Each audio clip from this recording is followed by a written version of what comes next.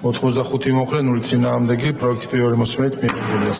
ქართულმა ოცნებამ დღეს უბნის ეგრეთ წოდებული მაყურებლების წინააღმდეგ ბრძოლა დაანონსა. პირველი მოსმენით მხარი დაუჭირეს სისხლის სამართლის კოდექსში შესატან ცვლილებას, რომლის მიხედვით საშელი მკაცრდება ყველა იმ სრულწლოვნისთვის, ვინც დანაშაულს 14 წელს მიუღწევალ პირთან ერთად ჩაიდენს, ან მოზარდს კანონის დარღვევისკენ უბიძგებს. მნიშვნელოვანი არის, რომ ერთის მხრივ სახელმწიფო იზრუნებს იმაზე, რომ ზრუნვის და მხარდაჭერის კომპონენტი გააძლიეროს იმ ბავშვების მიმართ, ვინც კანონთან კონფლიქტში იმყოფებიან და მეორეს მხრივ გაამკაცროს სისხლის სამართლის პოლიტიკა იმ სრულწლოვნების მიმართ, ვინც ამ არასრულწლოვნებს დანაშაულებრივ საქმიანობაში რთავენ. ქართულმა ოცნებამ დღეს აღიარა, რომ არაერთ გზის გამკაცრებული კანონის მიუხედავად არასრულწლოვნების დანაშაულის მიღმა მდგარი ხალხი დაუძლებელ გამოწვევად რჩება.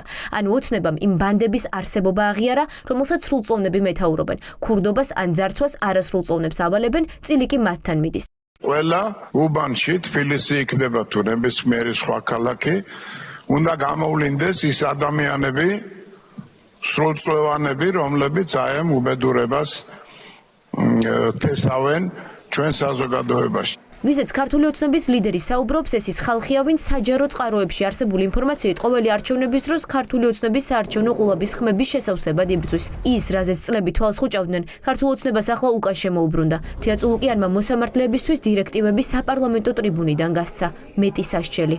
თავდება ის დრო, როდესაც სრულწლოვანს შეეძლო ბავშვზე შეეწმინდა ხელი და ბავშვი ჩაება დანაშაულ საქმიანობაში, იმიტომ რომ ეს უკვე ამ წლის დეკემბრიდან ცხადდება დამამძიმებელ გარემოებად და მოსამართლეს არ ექნება ზედმეტად დიდი დისკრეცია იმისთვის, რომ რაღაცეები, როგორც ხდება ხოლმე სასამართლო დარბაზში, გული აუჩუყოთ მას და შეღავათი გამოვტაცოთ ხელიდან.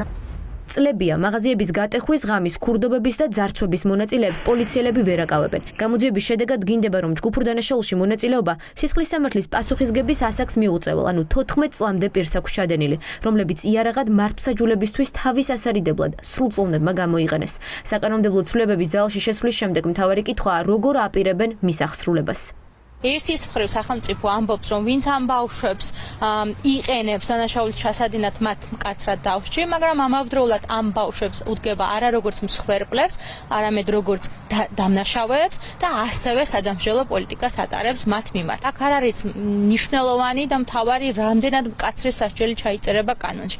მთავარი არის რამდენად ეფექტურად იძიებს სახელმწიფო ასეთ საქმეებს. კანონმდებლების მიზანი არის სწორედ ის, რომ კიდევ უფრო დაუმძიმდეთ ასეთ სრულწლოვან პირებს პასუხისმგებლობა, ვინც ცოცხალი იარაღად იყენებს არასრულწლოვანს, ან მათი მეშვეობითა და მათთან თანამონაწილეობით ჩადის დანაშაულს, თუმცა მხოლოდ სასჯელის დამძიმება ვერ იქნება ამ პრობლემის გადაჭრის ეფექტიანი გზა და მნიშვნელოვანია, რომ სამართალდამცველებმა პირიქით ხელი შეუწყო მსგავსი შემთხვევების გამოვლენას. ანადოლიძე ამბობს, რომ არასრულწლოვნების დანაშაულის წინააღმდეგ უნდა ებრძოლონ არა შედეგს, არამედ მიზეზს. ამ ტიპის დანაშაულის მზარდი სტატისტიკა ხელისუფლების არასწორ სოციალურ პოლიტიკაზე მეტყველებს, რისი მსხვერპლი მოზარდებიც დანაშაულში ჩასათრევად მოწყვლადები ხდებიან. ქართული ოცნება, რომელიც უცოდინარი ადამიანებისგან შედგება, ისევ და ისევ წყეპლით, დაშინებით, ციხით ებრძვის ამ პრობლემას.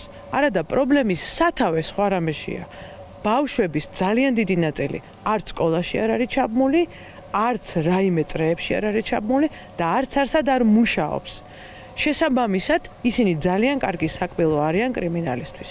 ამიტომ ბრძოლა აუცილებელი არის არა შედეგთან, არამედ მიზეზთან და მიზეზი არის ოცნების მიერ შექმნილი უპერსპექტივობა. სისხლის სამართლის კოდექსში შესატან ცვლილებებს ოცნების პარლამენტი დაჩქარებული წესით განიხილავს. მას მეორე და მესამე მოსმენით კენჭს ხვალ უყრიან.